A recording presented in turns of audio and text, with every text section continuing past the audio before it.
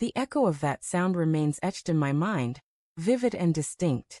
A single splash, the kind that breaks the stillness of a lazy afternoon when a body dives into a pool. But the scream that followed was something else entirely. Sharp, ragged, a cry wrenched from a man whose instincts sensed peril before his thoughts could process it. Concealed behind thick curtains, I watched him thrash in my pool. My wife's lover, brazen enough to swim in my waters, eat at my table, and slip into my bed while I was gone. I stayed motionless, unwavering. This wasn't a sudden whim or a flare of rage. This was intentional, methodical, a scheme crafted with precision. For over a decade, we'd constructed a life that appeared impeccable to outsiders. A spotless home, 2 polished cars in the driveway, and laughter that filled the air during gatherings with friends. My wife was radiant, or so she once seemed. Others envied us, dubbed us the ideal couple. Maybe for a while we were. But time breeds a subtle blindness.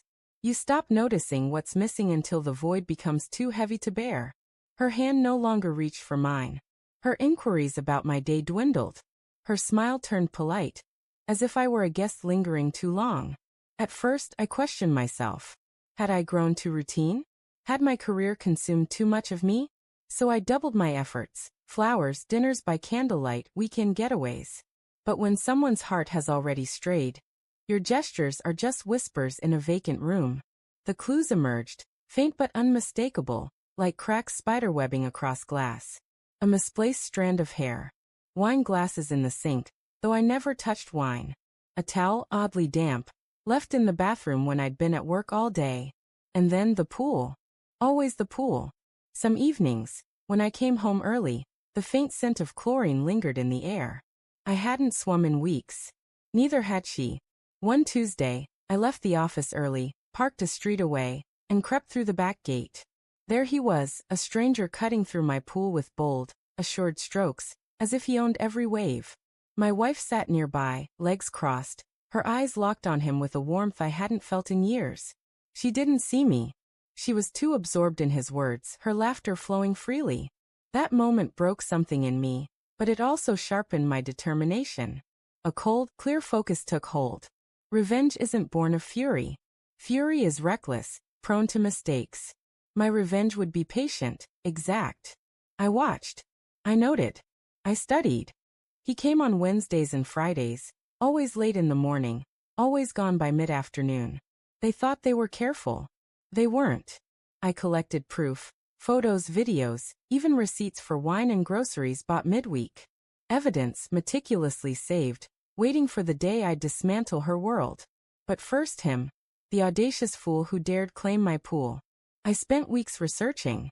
The human body is fragile in ways most ignore. A pool is a delicate system, chlorine, pH stabilizers. Upset that balance, and the water becomes a betrayer.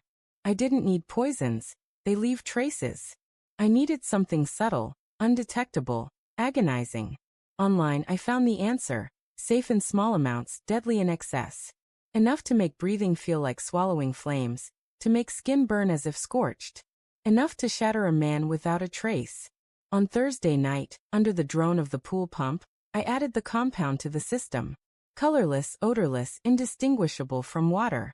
By morning, the trap was set. On Friday, I called in sick, told her I'd be stuck in meetings across town. She didn't doubt me. Deceivers rarely suspect others can see through them. By noon he arrived, predictable as always, shirt tossed aside, muscles tense, radiating arrogance. She greeted him with a swift, anxious kiss, one that stabbed at my heart.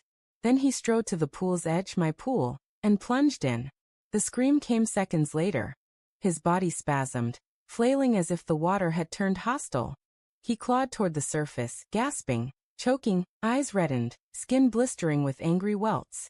She rushed to him, frantic, shouting his name. She didn't see me step out from behind the curtains. Her face when she saw me, I'll hold that image forever. The blood drained from her cheeks, her mouth open, speechless. She knew. She didn't need to ask how much I'd uncovered. Get him out, I said, my voice steady, before he drowns. She scrambled, pulling him to the pool's edge, wrapping him in a towel. He whimpered, no longer the confident lover, reduced to a quivering wreck. I let the silence hang, thick and oppressive. Her eyes darted to me, begging for a mercy I had no intention of offering. I know everything, I said, and set the folder on the table. Photos, timestamps, dates, evidence too precise to dispute. Her hands trembled as she opened it, each page sinking her deeper into the wreckage of her deception. 11 years, I said quietly. And this is what you've done with them. I didn't raise my voice. I didn't need to. My calm sliced deeper than any outburst could. By evening he was gone. She pleaded with me not to involve the authorities, not to ruin his life. I almost laughed. His life was already in shambles. He'd carry the scars, physical and otherwise, for months, maybe years. And her? She had no inkling of what awaited. The divorce was swift, precise, relentless. She didn't fight it. The evidence was too damning. My lawyer barely hid his delight. She left with far less than she'd expected, her reputation in ruins. Friends she thought loyal drifted away once the truth spread. And me? I walked away free, unburdened. Do I regret it? Not for a second. When I recall that splash, that piercing cry, the moment his arrogance met my patience, I feel only closure. Betrayal is like rot. If you don't cut it out completely, it spreads. I carved deeply, thoroughly. Now, when I pass by the pool, calm and empty, reflecting only the sky, their shadows are gone. All I see is my own reflection, intact and whole.